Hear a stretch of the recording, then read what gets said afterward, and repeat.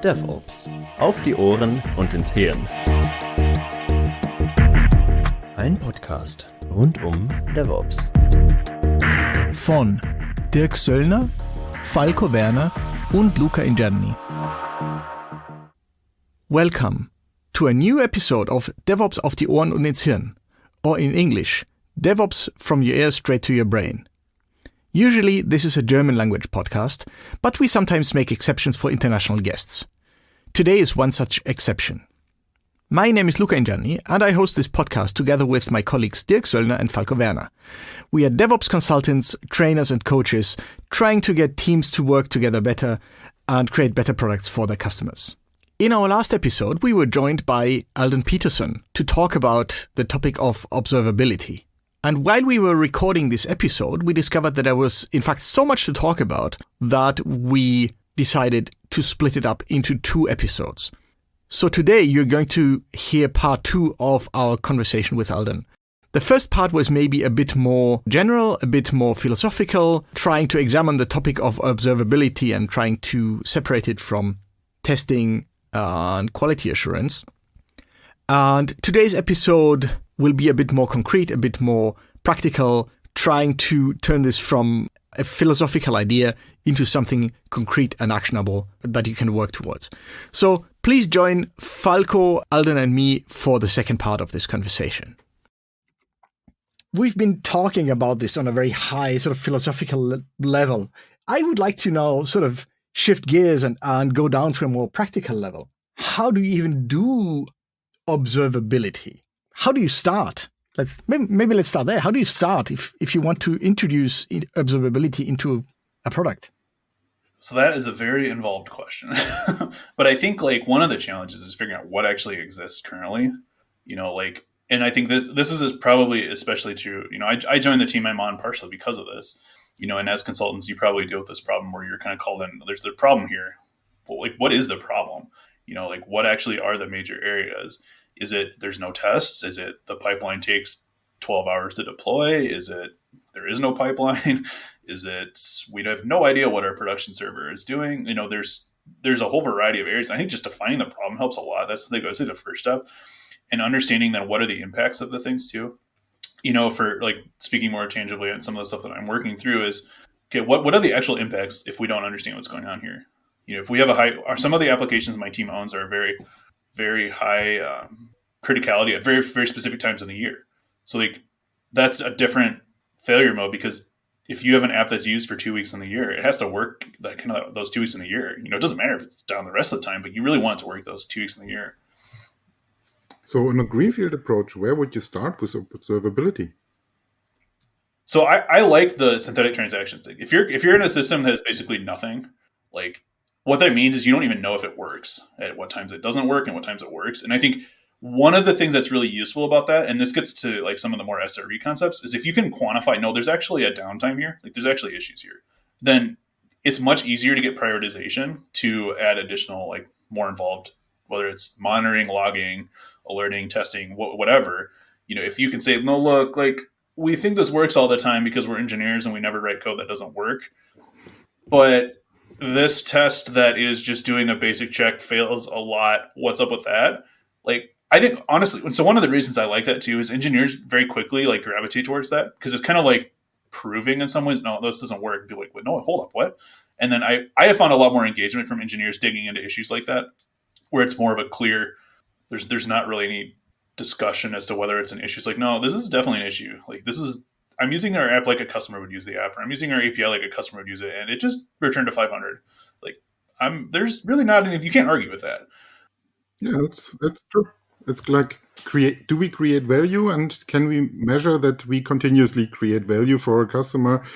And yeah, that's fine. Now, it's also interesting because it forces you to define what the value actually is. What is normal customer behavior? What is normal operation of the system? This is how you write down. This is sort of the minimum we expect from our system. Yeah. And I've encountered people who could not explain this to me. Yeah, no, that's another side effect of this, and that's part of that's really one of the reasons I think it's important, because you might end up in a system where you as an engineer have a very different understanding of what the core value is than, say, the product manager and maybe even the engineering leaders, as well as the actual users.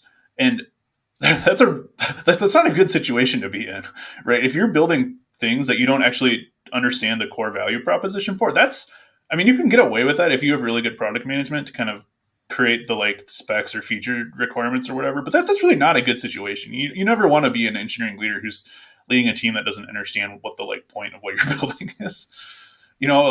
This reminds me, years ago, I was on that team where I was sitting co-located with the team that was using the software. I remember there was some button that did some automated actions. I think I was automating SAP or something, and it was slow. I thought it was slow. It was like 2 or 3 seconds, and it just really bothered me. And so I was talking to some of the folks I worked with and saying, I really want to spend some time fixing this. And they looked at me like I was crazy, because they were like, why do you care? This is so much better than before. I don't even care. Why can we get another, similar feature? And that has always stuck with me, because at that time it was, when you're sitting with the team that uses it, you get this feedback a lot more quickly. If you build, if we go to this podcasting app, I don't know if the engineers on this podcasting app ever talk to people like us that are using it. And so maybe they do, and hopefully they do, but they don't sit with people. There's not a Zencastr engineer sitting right next to me here watching me look at this and wonder about different things. And so you lose a lot of that. And I think this is especially true for SaaS stuff, because we've created layers in the organization to kind of bypass that, because it is slightly inefficient, right?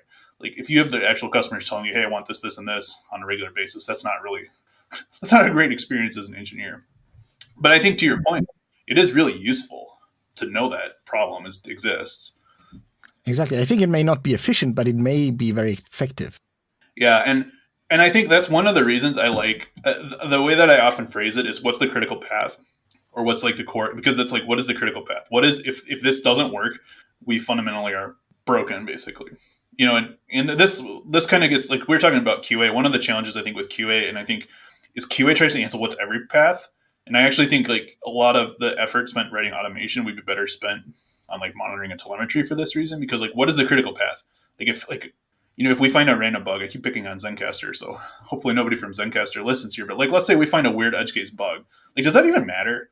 Ultimately, to the overall customer experience? Yeah, sure, it might be annoying to us, and it would probably be worth them understanding. But if it doesn't fundamentally stop us from recording a podcast, it's a lower priority. And understanding that we can record a podcast correctly is really important. That's the value proposition of this tool, is recording a podcast, not, I don't know, maybe some setting menu looks funny, or I don't know. I haven't played around with it enough to pick out an issue that could be a real issue. Maybe the chat, right now the chat, I can actually see one of the timestamps on one of my messages in this chat is not actually, it's being clipped off based on my monitor resolution. Is that a bug that matters? No. All right. We've talked about QA as part of observability. We've talked about topics like where to start. If you're experienced in observability, what is the parts that are most important to get the full picture from beginning to end? What does well done observability look like? That's a great question. I think the way that I've approached this is, okay, so we've got the synthetic transaction set up, or some sort of core fundamental check. And that can be metrics, by the way. It doesn't have to be some sort of synthetic transaction. I have personally found that that's an easier way to start off than trying to tune a bunch of metrics that may or may not exist. If your system already has a lot of metrics, you can potentially define it that way.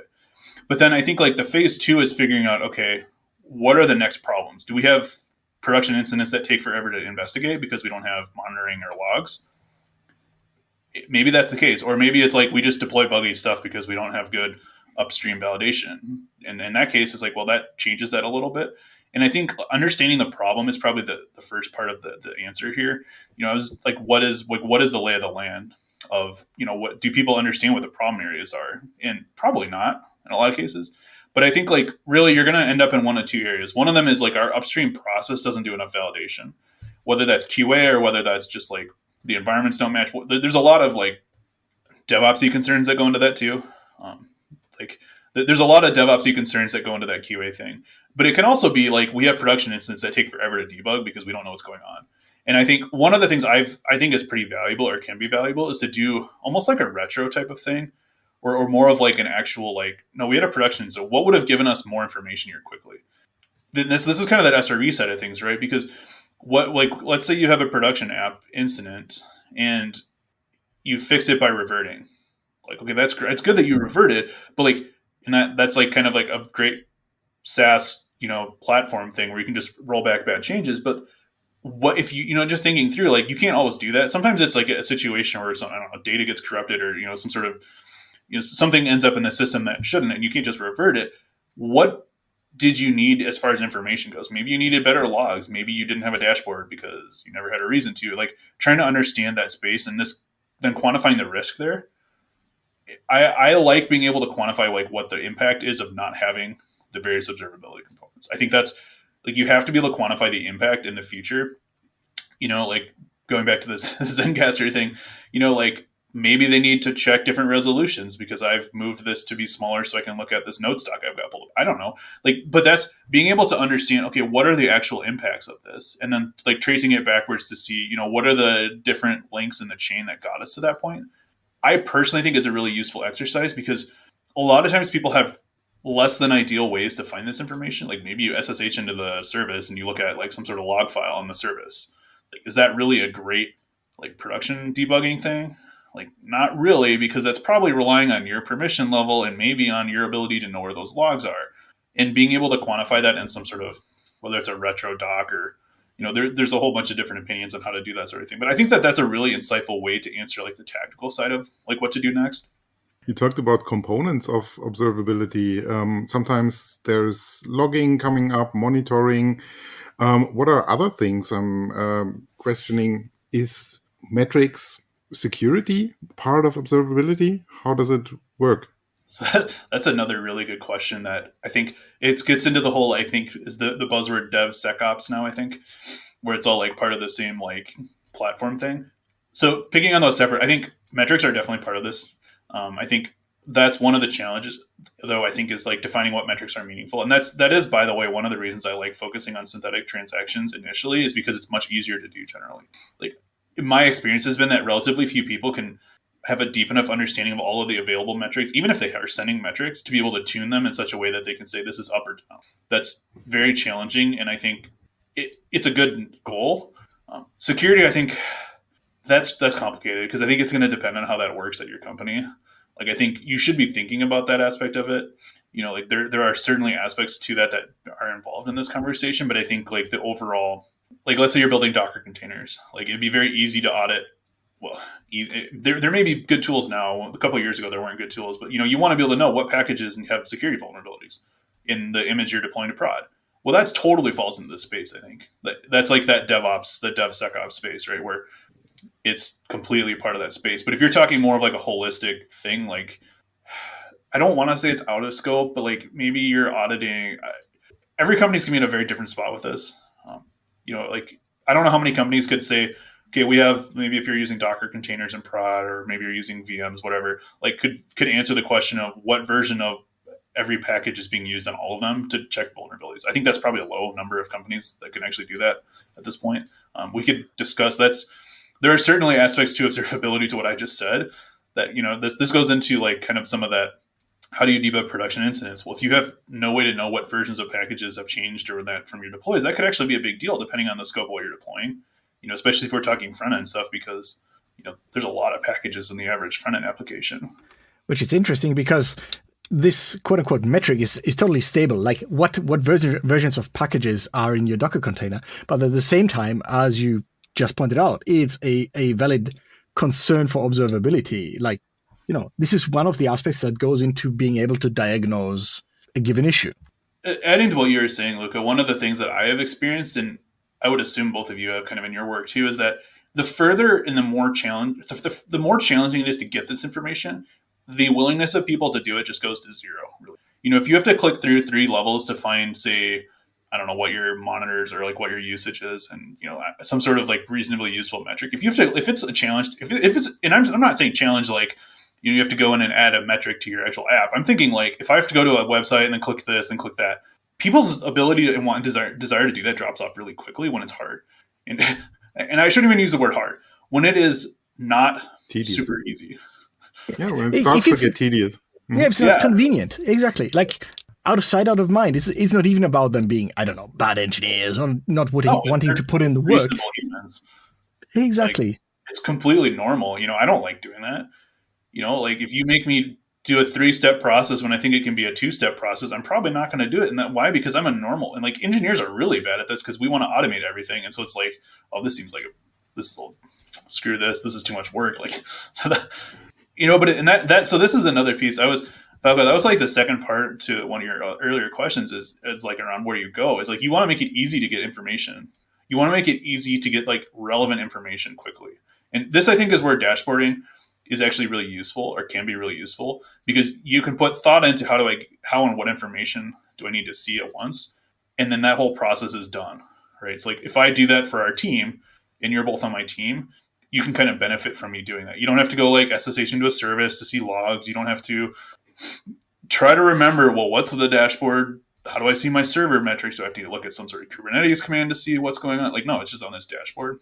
And I think I've been thinking a lot about this recently, which is a lot of times teams that are more platform teams, and this probably falls into a lot of the DevOps engineers that build like the CI, either systems or like maintaining infrastructure. I think all of us in these non-feature development engineering disciplines need to realize that we're competing with feature engineers or product engineers or whatever you want to call people who focus on product code.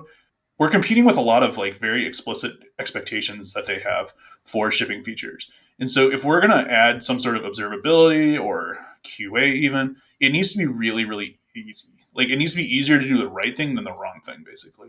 And I think like one of the things I keep thinking about in the past couple of months has been, it's not enough just to have this like perfect system that works. Like let's talk about synthetic transactions. Okay. Like let's say I make it like I have these perfect synthetic transactions. I'm like, hey team, this is great. Let's do this for all of our apps. It's like, so what? Okay, we've got this other stuff to do, right? Even in those situations, I think everyone can probably identify with this. It's like you just have so many conflicting priorities. Like there's just so much stuff going on. And so you have to make it really easy for teams to do this. And not just to do this, but to get the ability and the interest to do it, right? Because we've been talking about this for a while now. And I think we're all pretty passionately aware of like what the value propositions here are, right? What are the failure modes of not having any sort of observability? What are the failure modes of not having a good process? Like what if about having like a sort of DevOps process where you're like not really doing CI/CD, you're doing CI, but like you're not really doing continuous deployments. So now you've added a bunch of like failure modes. And like, I think we're all very, very at a deep level aware of like problems with that because that's like our space, right? You're both DevOps consultants. I've kind of worked in this DevOps, SRE, QA, whatever space. It's like, it's our lives. If I'm a feature engineer who's been writing product, great UIs for the last 5 years, it's not in my front of my mind. And that we were talking earlier about like how it's important just to get people like to think about this. Like what is like, we're just like thinking about it. I think that's part of why I think it's really important to effectively evangelize the value propositions of these things is that people there are other priorities. Yeah, and it's interesting because you need to make them aware of the priorities, not for now, but for when shit hits the fan. I remember a friend of mine whose dad is big into sailing, and they bought a new boat, and he made fun of his dad for installing a light in the engine compartment. He said, you're getting soft now, aren't you? And his dad said, no, look, this is not for now. This is not for when we're in a nice marina and like we've got all the time in the world and it's fine. This is for when you're approaching a harbor in bad weather and your engine conks out. And now you're kind of hanging half over the engine with a flashlight between your teeth, trying to get the diesel pump primed. Mm-hmm. That's when you really want that stupid light. Yeah, I wrote a doc internally here recently around like why like some of the supporting engineering work, and really this whole topic falls into that space. But why does it not happen? And the first reason is just a prioritization aspect. If your value proposition like coming from your leadership is like feature code is what gets you valued or motivated, like that's a big thing. But the second thing is what you just said, and that's like a time horizon, because relatively rarely will anything in this observability space be a short-term thing, like, right? It's almost never a like in the next sprint or the next month or, it might even be the next quarter. Like it normally doesn't matter because, like let's say the three of us are on a team and we write this app, I don't know, Luca, you're on the front end, I'm on the back end. And Falco's kind of splitting it. Well, like if I'm really aware of the backend side of things and we have an issue come up, I can probably just go figure it out and debug it, right? Like even if I have poor observability, I have high familiarity with the code base. I'm high because I wrote it. Well, like what happens in like 6 months or a year when this team is no longer the three of us, but it's, Luca's the only one on the team who had that existing context. And now there's like this app that has no documentation, no observability, no testing. And Alden's knowledge of the app is gone. And Falco's knowledge of the stack is gone. And it's just Luca. Well, that's a problem normally. Because now if there's an issue, it's not, let's just go ask Alden because he knows the app. It's, okay, what's going on here? And like a lot of this, I think comes in, and this is one of those things that I think implicitly happens in companies. Like there's almost like, and it's fine to prioritize short term over long term. Like there are stages of companies and teams that's important, but I think making sure that people like you're aware, and this kind of goes to if you're more of on the leadership or prioritization side here, like make sure it's an intentional decision. Like don't just prioritize the short term because it's like the most, it's the cookie right ahead of you, type of thing. And I don't have a good solution to how to like really work within an org around the prioritization, both the timeline as well as the product focus versus non-product focus. This is something I've been wrestling with in my mind for a while now. Is like, what is the actual action item here? Short of bringing up and making it clear that there's a trade-off being made, I really don't know. Like, I do think that more engineering leadership and product management is like willing to prioritize this stuff than I think the average engineer thinks. I think like if you say this is the risk to the product, going all the way back, what is that value to the customer? If there's an actual risk there by not having, good logging or error logging or maybe monitoring that sends off alerts, like if you can quantify that risk, I think most reasonable like people making prioritization conversations will very willingly say, wow, we should do that. But short of like doing that, I don't really have a good feel for like what the solution is. As much as I talk about it and want to like get people excited about it, if I live in a system where the only thing that gets rewarded is short-term feature work, like I don't know, like. Yeah, well, this is just the typical story of like how do you deal with tech debt? Because in that sense, a lack of observability is just one more facet, I guess, of tech debt, isn't it? Yeah, tech debt falls into this category too. Tech debt, testing. Yeah, like and I think the example you gave earlier is just really powerful about that, where you had this small production outage, which is essentially just a fire drill, right? Yeah. So if you're wondering where to start, because we've got this question here, where to start with observability, I think you could do a lot worse than just actually staging a fire drill and seeing what goes really badly. And then you've kind of got your answer, don't you? What do you need to do to close that feedback loop? Yeah, and that's one of the things that I thought about in the like incident response or kind of managing that sort of thing is when you're thinking about like root cause analysis, it's almost never one thing. And I think observability is like a really good example of this, by the way. It's like a chain of links, right? Maybe there's 5 different things that kind of broke. Maybe you didn't have an alarm over some metric that you should have had an alarm on, and maybe you didn't know that the app was down because you didn't have enough overall insight, and maybe you didn't have a test that should have caught this because this is a really big, like you end up with a situation, and almost all the production incidents I've been in have been like this. Very rarely is a production incident one thing, where one specific thing, and almost always, at least in my experience, it's because an engineer just did something that they really shouldn't have done. Like somebody said, hey, you shouldn't do this, and you did it.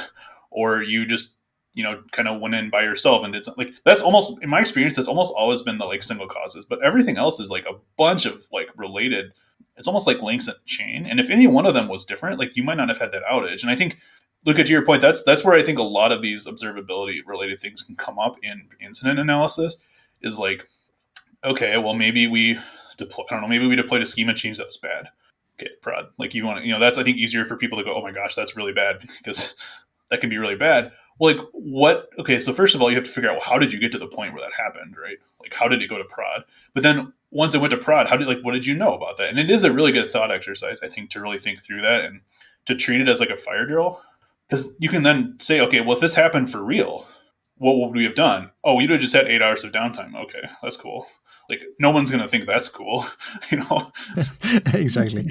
Also, I wonder, Falco, have you also been reminded of this whole topic of value streams while we were talking about this? Because that kept coming to my mind that you would really benefit from observing the value streams in your organization. And in fact, here's my mini rant. I don't like value streams because they imply one directionness.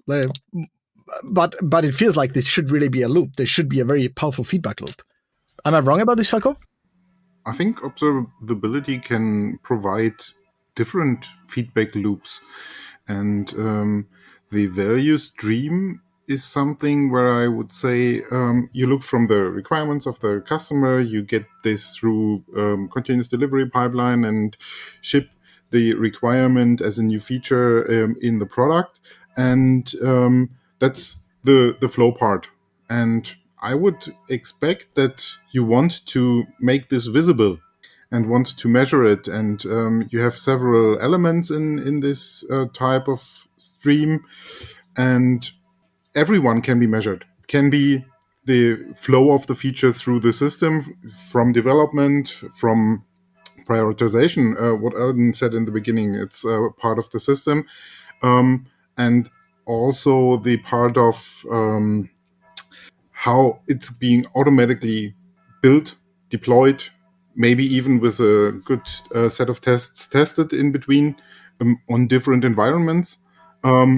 And yeah, the end-to-end approach with the synthetic transactions is probably a good way, but also to kind of get measurements of business impact. So once you have the feature in place, does this change the behavior of the customer? Do they, I don't know, in a shop bigger shopping carts, or come back more often, or things like that? And to make this visible as well, not only does the app, like Zencaster here, work and does what it should do, but does it help to get more people into podcasting and get more paying customers in place? Everyone who's invited and might be enthusiastic about creating her own podcast when the tool like this is working. And yeah, sure, that would be cool and helpful in terms of observability. And I think also security thing is a topic to think about. And yes, value stream. Luca, you always like to put up the value loop, like the customer being put into a co-creation type of work and support improving the product with feature support, with requirement support, with testing support, somehow being included would be a nice way to close the loop from the requirements to the feature and back to the next requirement. Yeah, that's like the end goal of all of this, right? Is that you can actually understand what are you doing, how it impacts the customer. And that's like the whole goal of like writing software, right? Like as much as I think sometimes I want to think like it's to write this really beautiful code that's really elegantly like written. It's unless you Donald Knuth. Yeah, right. It's, and I think it's easier for me to accept this because I came from more of an engineering background, right? Where there's not a perfect way to do it. I think a lot of people just assume like that, anybody designing, mechanical systems like cars or tractors or whatever have this like, kind of mathematically perfect way to do it. And it's not. It's a bunch of people who have experience in it and are just kind of using their instincts and then testing it. And, there's certainly tools that they can help do it. But, we're ultimately not creating code for the sake of code. We're creating code for that longer term impact to a customer, right? And you're Valko, you were kind of articulating, that's like a really good explanation. Like, what's the end goal of all of this, right? Like after you have all of this insight into what's going on, what's the actual end goal? The end goal is to map it to what the customer, like what your customers are ultimately, why you're writing the code. Yeah, exactly. Which, by the way, I'm a big advocate for sticking like revenue in your dashboards. For instance, if you're working in some capacity where it's about making money, like let's say you're creating an online shop or something. Like this is the basic measure of your success, isn't it? Yeah, well, and that's in those situations, I think it's actually much easier to quantify the value of some of this stuff too, because you have a much more clear financial impact on the company. If your shop processes, I don't know, $1 million a day worth of transactions and it goes down to 500,000 for some reason, that's like a really obvious something's going on. And so it's really, you can get, if that's, I worked at AWS, so not in the retail side of Amazon, but I can guarantee you that somewhere in that company, somebody has quantified the dollar impact of Amazon.com not working, right? And so, I mean, I guess I'm assuming that's the case. It seems like that would be the case. And either way, it's in those types of situations, and this gets to, we were talking about this a little bit before, when you have that sort of volume, it's very easy to quantify that and actually understand that impact. And then that can drive prioritization on these sorts of things. Because now you can say, okay, instead of it being a 2-hour outage because we had literally no tools, it's actually a 30-minute outage. Well, now you can just say this is the quantified impact.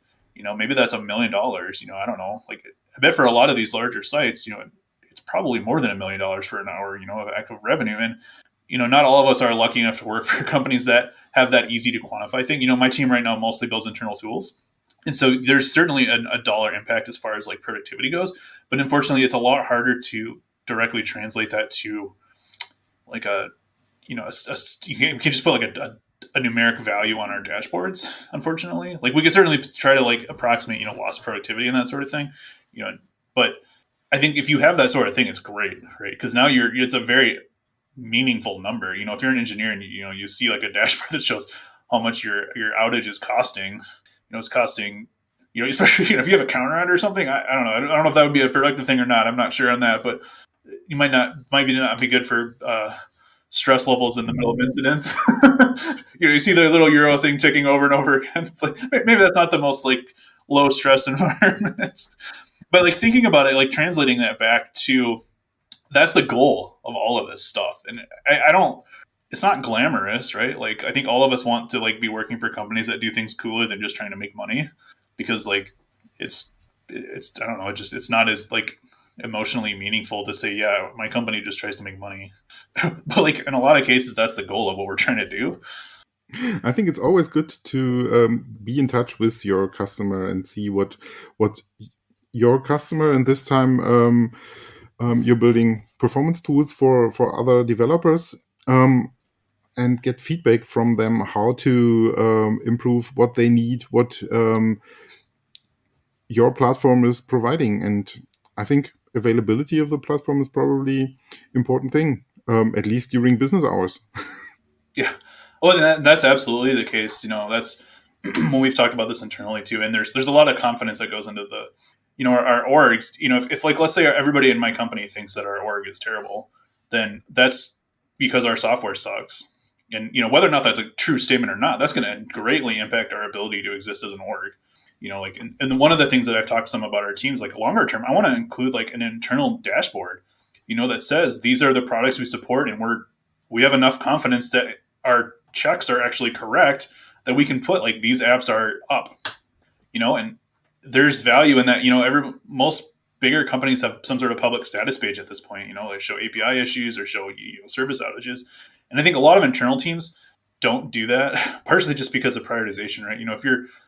If you're a public facing thing, like you're going to end up with more of that just because it's, if you're a third party API provider, like thinking of like Lever or some of the, recruiting tools, like, well, yeah, you need to be able to tell people when you're not working, because if you're just randomly down and they can't find out any information from your site, that's going to not be a real good experience.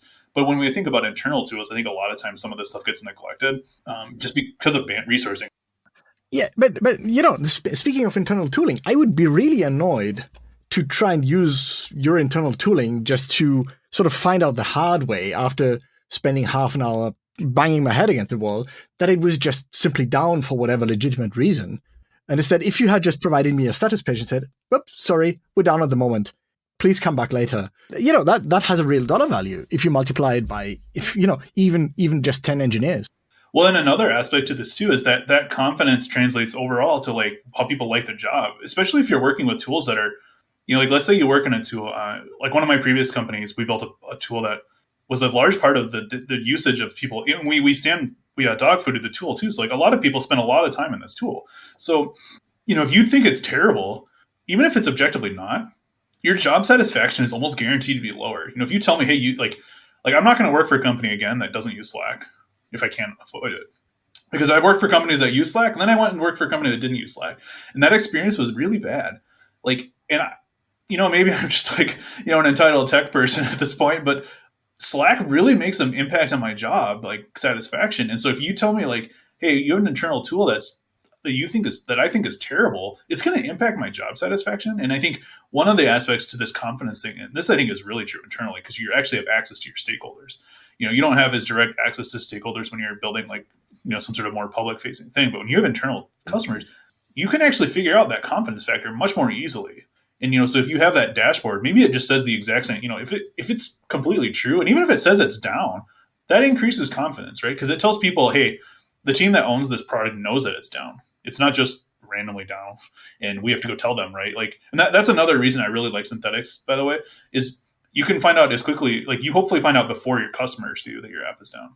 And so again, this depends on the rate of usage, but it's, for internal tools, I think that's the same thing. And it's, I don't know, I think it does contribute overall to, a lot of these things are very hard to quantify. How do you quantify revenue impacts of internal tools creating slightly lower job satisfaction and then causing people to slightly have a higher chance of leaving? You're never going to quantify that, but it's all the same ultimate problem, right? Do people have confidence in what you're doing? How do you do that? Yeah, we keep coming back to that whole thing, right? Confidence, closing the loops. That's the basis of observability. And to your point, I think once you've understood that, then it becomes fairly easy to decide what should be the next step. In what way can I increase confidence? In what way can I close the loops more strongly or sooner or whatever? Yeah, we've talked a lot here about observability across some things, and we haven't talked as much about the tactical side. And I think what you just said is, from my perspective, why when you can create the value of what problems you're trying to solve, the tactical side really comes more straightforward. How do we know the app is running? Well, we know the app. So what are the things that matter? And that sort of the tactical side of things really just, I think, becomes much more straightforward. It's getting the buy-in to get to the point where let's have these conversations. Let's think about this. Let's have an hour-long fire drill type of thing. That's the harder part. I think Falco had asked this a while ago, but it's it keeps coming back to this too. Is it a people or is this a technology thing? Yes. And the answer is yes. Exactly. Okay, I think this is an excellent place to leave it, isn't it? Yeah, I think it's a great spot. It's just, think about this sort of stuff, and maybe this means there's a bunch of things you can do differently. Maybe it doesn't. It's, every team I've worked with has been at a different point on the spectrum, and really ultimately should be at a different point based on what their, what the business impact is. We were just talking about that. If your business impact of being down for an hour is $5 million, then you're going to care about this a lot more than a social media app that has only revenue from no source, because you're not actually generating revenue. Exactly. So this has been an awesome recording. In fact, as we were doing the recording, we decided there's going to be 2 episodes. So this is probably going to be the end of episode 2, and I'm going to just splice a little filler in at about half of the recording. Alden, thank you so much for joining us today and sharing your thoughts as far as observability. I think that was a really interesting and very enlightening episode. Yeah, thank you so much for having me. I love talking about this. I've lived in this space voluntarily now for my career because I think it's really interesting to talk about and to think about. So thank you so much for having me. This has been a lot of fun. Yeah, all right. Also liked being part of it. Okay, wonderful. Falco, Alden, thank you so much. See you next time. Yeah, have a wonderful rest of your days. Likewise. Yep. See you. Bye.